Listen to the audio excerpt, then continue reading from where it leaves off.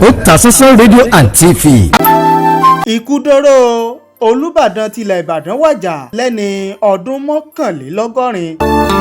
Gẹ́gẹ́ bí ìròyìn tó jáde láti ọwọ́ gómìnà ìpínlẹ̀ Ọ̀yọ́ Engr Seyi Makinde, ó ní ọjọ́bọ̀ Thursday ọjọ́ 14 oṣù kẹta ní kábíyèsí aláyélúwà Ọba Lekan Balogun Olubadan tilẹ̀ Ìbàdàn wàjà. Ó ní ilé ìwòsàn UCH tó wà nílẹ̀ Ìbàdàn ni Ọba Lekan Balogun dákẹ́ sí.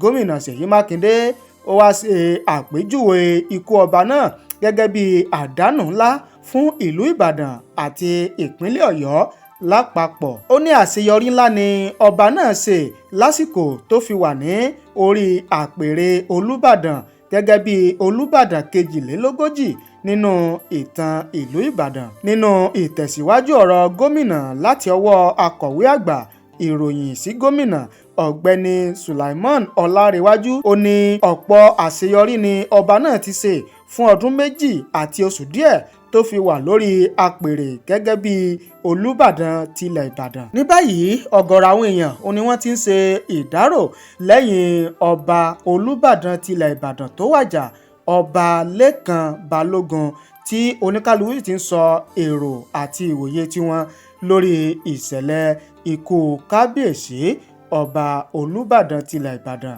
Lekan Balogun. Ẹ tẹ̀lé wa o fún ọ̀kan-ò-jọ̀kan ìròyìn lédè Yorùbá pọ́nbélé lẹ́ka-jẹ̀ka lórílẹ̀‐èdè Nàìjíríà, nílẹ̀ Áfíríkà àti káàkiri àgbáláyé. Ẹ ṣé bẹ́ẹ̀ ṣe ń wò wá, ẹ ṣé bẹ́ẹ̀ ṣe ń gbọ́ wá.